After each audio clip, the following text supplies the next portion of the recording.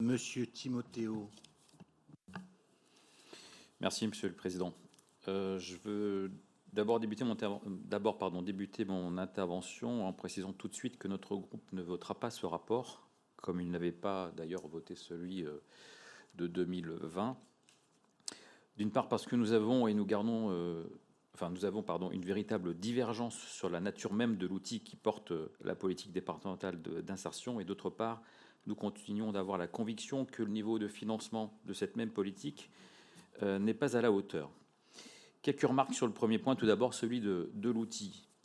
Depuis la création de ce GIP, nous n'avons cessé d'interroger son efficacité pour traiter de ce qui doit être sa principale mission, ramener vers l'emploi les bénéficiaires du RSA, sachant que pour beaucoup, l'accès direct à l'emploi n'est pas évidemment immédiatement atteignable pour tous, à cause notamment de frais à l'employabilité dont ils sont victimes, qu'il s'agisse de problèmes de santé, de logement ou encore de mobilité, etc. Nous continuons donc de nous interroger sur l'efficacité de ce GIP, d'autant qu'aucun document complet ne nous a été présenté nous permettant d'évaluer véritablement les résultats obtenus, notamment dans la mise en œuvre du programme départemental d'insertion.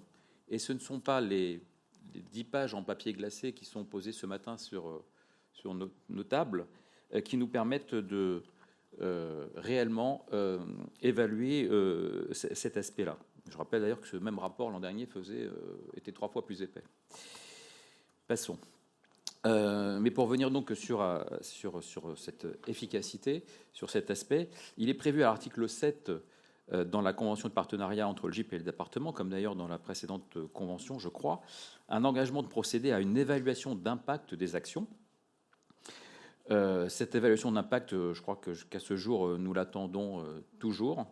Elle n'est jamais venue, et donc pour la suite, on s'interroge vraiment, car tout ceci doit normalement s'inscrire dans une véritable réflexion sur les enjeux d'une politique d'insertion dont on a encore du mal à discerner les contours et qui ne se résume pas qu'aux seuls ajustements des compétences des demandeurs d'emploi aux besoins du marché. Sur ce point, et je rejoins ma collègue, il faut inlassablement déconstruire et condamner le fantasme ambiant du chômeur feignant, celui qui n'a qu'à traverser la rue pour bosser, fantasme toujours sous-jacent à cette obligation d'activité imposée aux bénéficiaires du RSA par la loi de décembre dernier. Et je rappelle ici, pour mémoire, que le nombre réellement vacant d'emplois en France aujourd'hui, il est de 250 000, et qu'en face, nous avons 1,8 à 1,9 million de bénéficiaires de RSA. J'en viens donc très rapidement au second point que je vais aborder, celui du financement. 3 millions d'euros pour 2024, soit une baisse de 400 000 euros par rapport à 2023. Une remarque qu'on vous avait déjà faite au débat d'orientation budgétaire et au budget précédemment. Évidemment, nous ne comprenons pas comment cette somme peut rester à ce niveau avec toujours 30 000 bénéficiaires du RSA dans notre département. Et même si au travers du GIP, on peut arguer que la mutualisation, le développement d'actions communes permet de faire quelques économies d'échelle, pour moi, 3 millions d'euros divisé par 30 000 bénéficiaires du RSA, ça fait une moyenne de 100 euros par ménage, par foyer. Pour un accompagnement vers l'emploi et une politique d'insertion, ça me paraît quand même un peu léger. Et j'entends que dans cette somme, il n'y a pas l'accompagnement qui peut être fait au travers des plis ou de 3 autres actions particulières sur la question de l'insertion. Mais même si on somme tout ça, on est bien loin de ce que pourrait être une politique ambitieuse en la matière. Et s'il s'agit justement d'accompagner de façon rénovée et intensive le retour à l'emploi de 100% des bénéficiaires du RSA du territoire, comme le prévoit la loi de décembre dernier, comment peut-on le faire à financement égal, à moins de privilégier uniquement la frange des bénéficiaires du RSA la plus proche de l'emploi. Je ne sais pas si c'est l'option qui est prise, mais c'est celle qui transparaît très certainement de la proposition qui est faite. Donc un niveau de financement insuffisant, si en plus il doit être mis en place les fameuses 15 heures d'activité obligatoire, obligation qu'évidemment nous continuons de dénoncer.